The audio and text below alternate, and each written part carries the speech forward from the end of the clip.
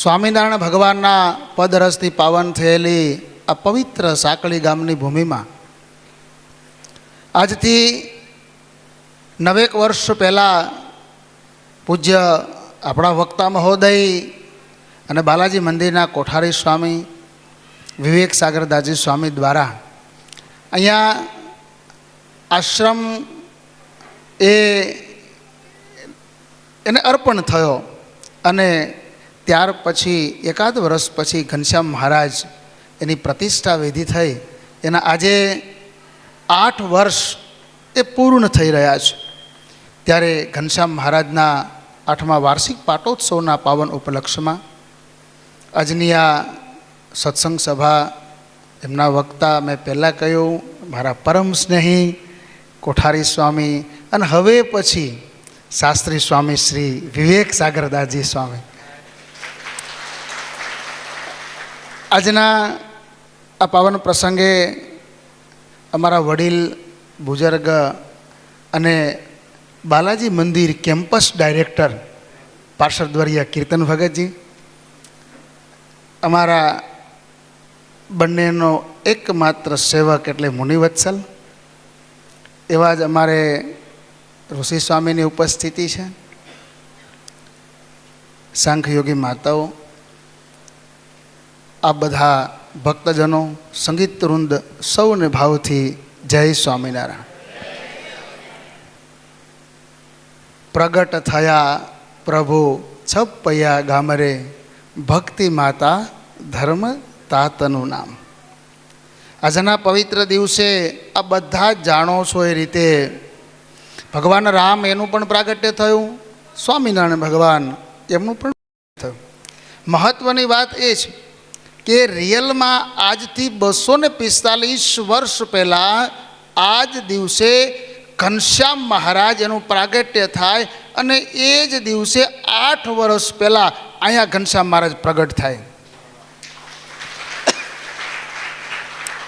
એટલે એ પાટોત્સવના પાવન ઉપલક્ષ્યમાં વિવેક સાગર સ્વામી એ સુંદર મજાની કથા એનું આપણે શ્રવણ કરાવી રહ્યા છે. મારે બહુ ઝાઝી વાત નથી કરવી, પણ મારા ગુરુ ભગવતચરણ સ્વામી વિવેક સાગર સ્વામીના જે ગુણો છે એનું જે કાર્ય છે, જુનાગઢ રાધારમણ દેવના પૂજારી તરીકે રહ્યા અને ત્યાં સુવર્ણના સિંહાસનો બનાવ્યા અને એ કાર્યને જોઈને વડતાલ ટેમ્પલ બોર્ડ એનું ભૂપેન્દ્ર રોડ જે આપણું મંદિર છે એમના કોઠારી તરીકે બહુ નાની ઉંમરે બહુ મોટી જવાબદારી એને સોંપી અને એ જવાબદારીમાં સારધાર એ પાર ઉતર્યા. એટલે મારા ગુરુ જેવા મોટા સંતોના એ કૃપા પાત્ર બન્યા અને એમને મારા ગુરુને એમના પ્રત્યે જેટલો મારા ઉપર એમને પ્રેમ હતો એટલો જ એમના ઉપર પ્રેમ અને આ સંસ્થા એમને સોંપવામાં આવી.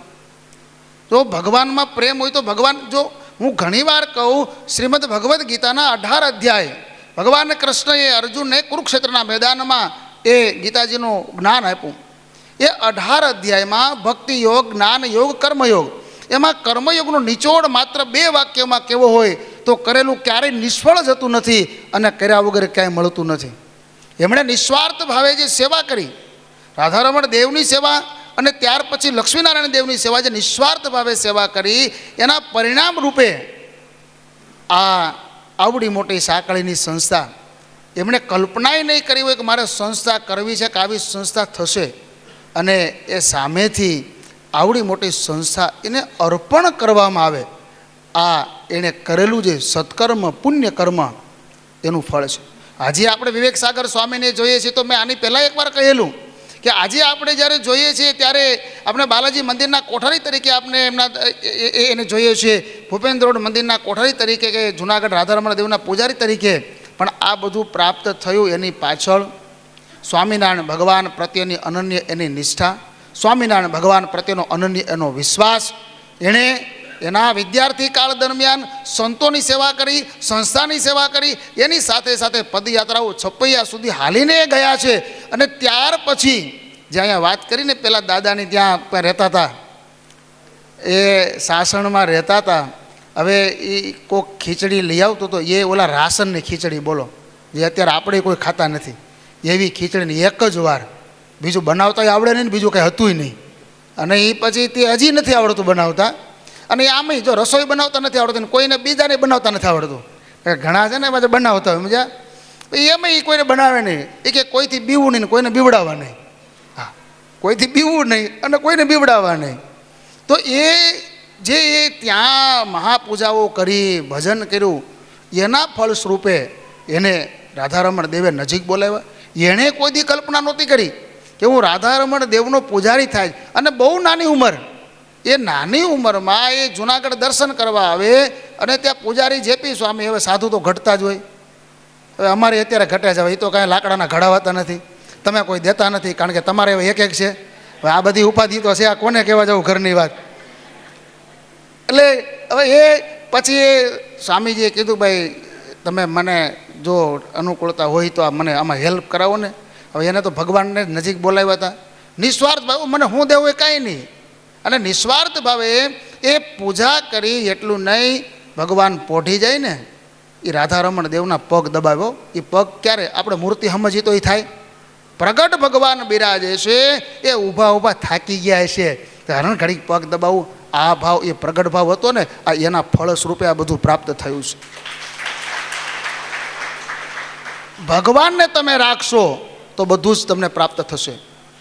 ઘણીવાર સંતો વાત કરતા હોય કે એક દીકરી છે, એના પપ્પાને એમ કહે છે કે મારે સાસુ જોઈએ, સસરા જોઈએ, જેઠાણી, દેરાણી, જે કાંઈ પછી આવે એ.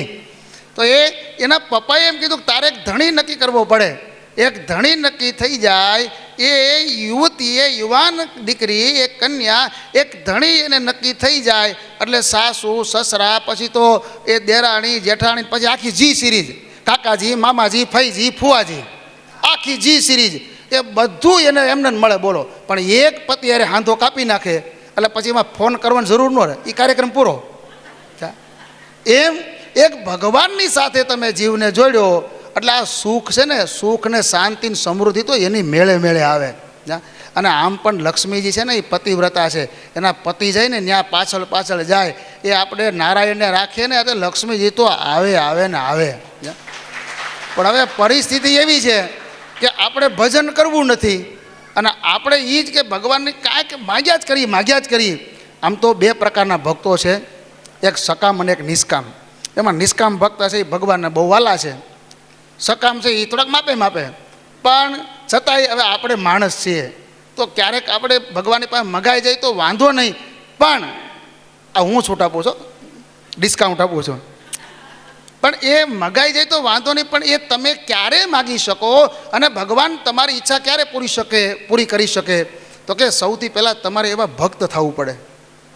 સુદામાના 3 મુઠ્ઠી કોરા પૌવા ખાય અને એ દ્વારિકામાં પૌવા ખાઈને પોરબંદરમાં સોનાના મેલ થઈ જાય. તો આજે આપણે બટાટા પૌવા ખવડાવીએ અને એમાંય કાજુ, બદામ, કિસમિસ, એમાં લીલી દ્રાક્ષ, દાડમના દાણા, માલ ઉપર જગા છે ને આપણે વાંધો હું. હા, અને આપણે હોનાના મેલ ન થાય કાંઈ નહીં, એકાદું બિસ્કિટ આપી દે ને કિલોનું, જાજુ નહીં. હું કાયમ ભાવ જોઉં છું. તો એ એકાદું એવું બિસ્કિટ આપી દે ને તોય આપણું કામ થઈ જાય. પણ તેદી હતા, આજે નથી, એવું નથી. ક્યાંક સ્વામીએ કીધું ને પ્રતીક્ષા કરવી પડે, પ્રાર્થનાની સાથે પ્રતીક્ષા. અને કેવો વિશ્વાસ! દાદા ખાચરને કેસ ચાલે ભાવનગર અને સ્વામિનારાયણ ભગવાનની પાસે જાય, દંડવત કરે ને મહારાજને કે ભાવનગર મારો આજ તારીખ છે મહારાજ, હું જાઉં છું. તો મહારાજ આમ કરી પરમાર છે, આમ કરીને આમ ચાંદલો કર્યો અને કે જા દાદા તારો વિજય, ત્યાં જાય તો તારીખ પડે. છતાં એને એવો ભાવ, એ જગ્યાએ જો આપણે આપણી જાતને મૂકીએ તો સૌથી પહેલાં તો આપણે એ વિચારીએ કે ભગવાન હોય તો કેસ થાય છે નો, ભગવાનનો ઓલાને બુદ્ધિ ફેરવી નાખે, હાલ ભાઈ તારો લઈ જા. બીજું કે ભગવાન જ્યારે એમ કે જા તારો વિજય થશે તો ભગવાનને તો ખબર હોય ને તારીખ પડશે, એટલે ભગવાનને તો ખબર જ હોય ને. પણ છતાંય not second thought, Kirtan Bhagat, not second thought, બીજો સંકલ્પ નહીં, મેં ઉસમે રાજી જીસમે તેરી રજાઓ. અને ત્યારે એ સ્વામિનારાયણ ભગવાન એમ કે આ દરબારગઢ દેખાતો નથી, આ લીંબતરું દેખાતું નથી, આ તો અક્ષરધામનું મધ્ય છે. ત્યારે એમ કે ગઢડું મારું અને હું ગઢડાનો એ તો કદી નથી મટવાનો એ ત્યારે કે એમ આ સાંકળીની ભૂમિકા જેવી તેવી નથી હો. વિવેક સાગર સ્વામીએ કીધું ને એ સુરા ખાચર એ મહારાજને એમ કે મહારાજે કીધું કે આ વાવમાં જેટલા વાવ એટલે કું અત્યારે છે 13 કોસી વાવ સ્વામીએ સરસ મજાનું ત્યાં કર્યું છે અને હજી હરખું કરવું છે. એટલે આ એ 13 કોસી વાવ મહારાજ કે આમાં જેટલા રાયના દાણા હમાય, આ વાત બહુ આખી પ્રસિદ્ધ છે એટલે હું ખાલી તમને યાદ કરાવું છું કે આમાં જેટલા રાયના દાણા હમાય એટલા જીવનું કલ્યાણ કરવું છે. સુરા ખાચર કે એ કેમ થાય? હવે મહારાજ છે ને એ સુરવાળ પહેરતા પહેરતા એક પૈસામાં 2 પગ નાખ્યા.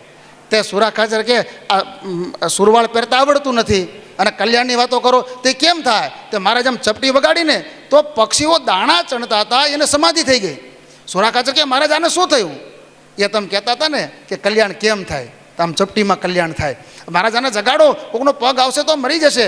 મહારાજ આમ ચપટી વગાડીને પાછા આમ જાગી ગયા, બધા આકાશમાં ઉડવા માંડ્યા. મહારાજ કે આમ ચપટીમાં કલ્યાણ થાય. એ સ્વામિનારાયણ ભગવાન આપને મળ્યા છે. છેલ્લી એક કડી ગાય અને મારી વાત પૂરી કરું છે કે વાલે કળી મધ્યયતી કરુણા કરી ધરી દ્વિજ કુળ રે ગુણ નિધિ અવતાર પ્રગટ પુરુષોત્તમ શ્રી હરિ.